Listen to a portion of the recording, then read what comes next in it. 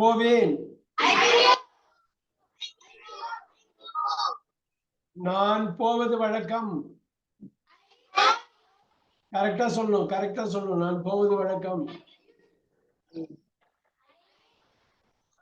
ஏன் டவுட் ஆகுது? நம்ம பண்ணிருக்கோமே. ஒரே நிமிஷம் கதவை சாத்திட்டு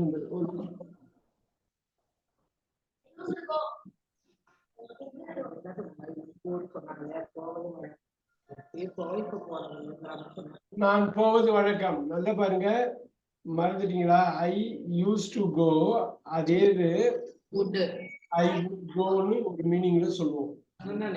அதனாலதான் இது கேக்குறேன். நீங்க இதே நான் போவேன்னு வந்து இன்டைரக்ட்ல சொல்றப்ப ஐ வுட் கோ.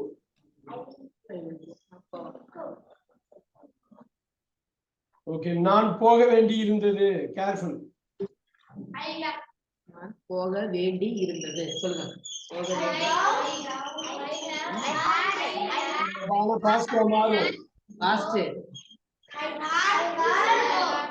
இது பாருங்க,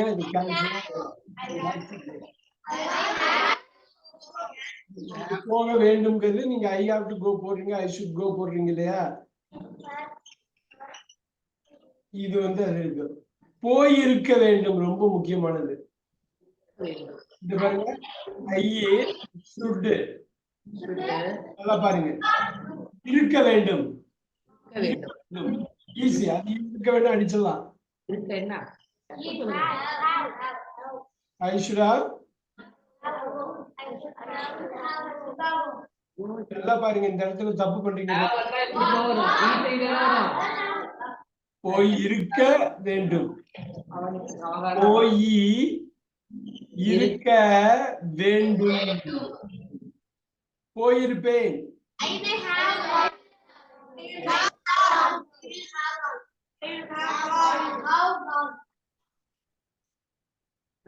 நான் போயிருக்க வேண்டும். இதுதான் இங்க பாருங்க, I ought to have gone.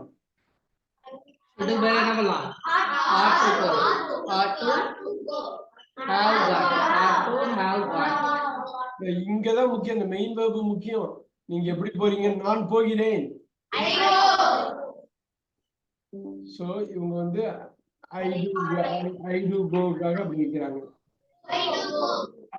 நான் போய் கொண்டிருக்கலாம். கொண்டை இருக்கு, சின்ன கொண்டை இருக்குது, போய் இருக்குது, சின்ன கொண்டை, பொய் இருக்கு, காலம் கலாம் இருக்கு.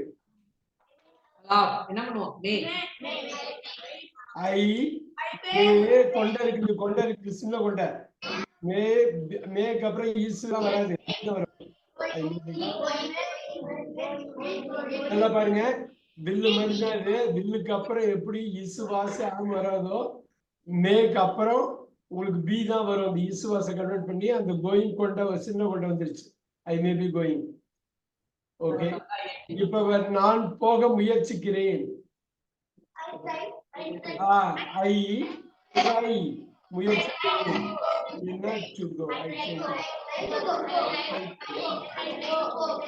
Yes.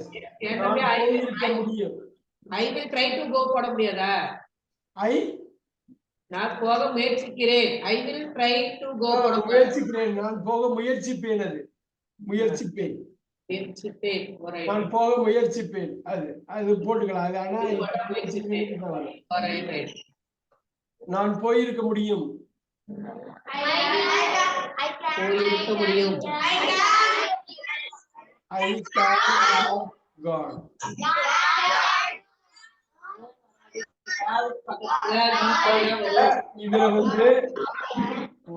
இதுல வந்து ஐ could have gone சொன்னாலும் தப்பு கிடையாது.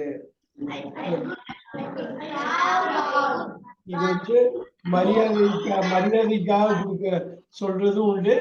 இதோட பாஸ்ட் டென்ஸாக சொல்லலாம். ஐ could have gone, நான் போயிருக்க முடியும்னு தாழ்வா பணிவா சொன்ன. இது நான் போயிருக்க முடிந்ததுனாலும் அதுதான். நான் போயிருக்க முடியும்னு சொன்னாலும் குட்டுக்கு ரெண்டு மீனிங் இருக்கு சொன்னா இல்லையா? குட்டுக்கு ஒண்ணு வந்து மரியாதை கொடுக்கறது, இன்னொன்னு வந்து இந்த கேனோட பாஸ்ட் டென்ஸ் ஆகும். சோ நான் போயிருக்க முடியும், நான் போயிருக்க முடிந்தது, அதையும் நீங்க எழுதிக்கலாம். நான் போயிருக்க முடிந்தது, அதனால போயிட்டேன். நான் போயிருக்க முடியும், இருந்தாலும் நான் போகல. நான் போயிருக்க முடிந்தது, அதனால போனேன். சோ மீனிங் வேற கேனுக்கு கொடுக்கும். அதே சமயத்துல மரியாதைக்காகவும் குட்டை யூஸ் பண்ணுவாங்க. நான் போயிருக்க முடியும்னு தாழ்வா பணிவா சொல்றது. சோ இதுக்கு நம்ம வருவோம். இப்ப நான் நிச்சயமாக போகிறேன்.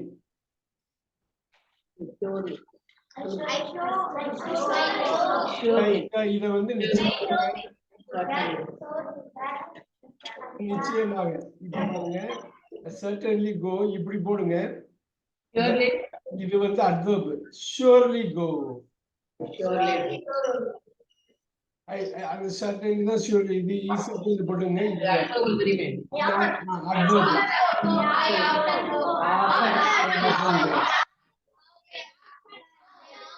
ரொம்ப அடிக்கடி போறது. இந்த இடத்துல I frequently go. frequently ஆயிடுச்சா அது போட்டுக்கோங்க. அது ஒண்ணும் பிரச்சனை இல்லை. நான் எப்போதும் போகிறேன். முக்கியம் இதெல்லாம் இல்ல எப்போதும் போறேன். சொல்லுங்க பாப்போம். எப்போதும் போறேன். பக்கத்துல வந்து சொல்லுங்க. நீங்க சொன்னாதான் நீங்க அந்த வார்த்தை இருக்குன்னு எனக்கு தெரியும். உங்களுக்கு தெரியும்னு எனக்கு அப்பதான் தெரியும். Jeevitha, I always go. Very good. பக்கத்துல வச்சாதான் வருது. நான் அரிதாகவே போகிறேன்.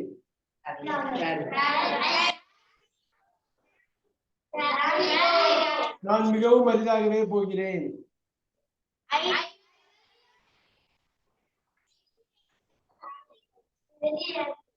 வெரி ரேர்லிங்கறாங்க. உங்களுக்கு செல்டம் சொல்லிவிட்டாங்க செல்டம். அவங்க வெரி ரேர்லி சொல்றாங்க. செல்டம்.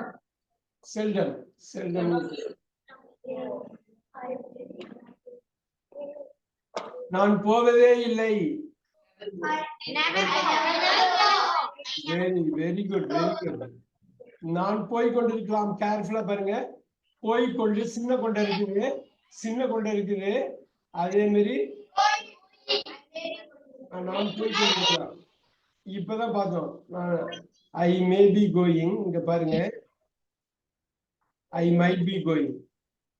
நான் போனாலும் போய் கொண்டிருக்கலாம். கொண்ட வந்து பாருங்க. நான் போக விரும்புகிறேன்.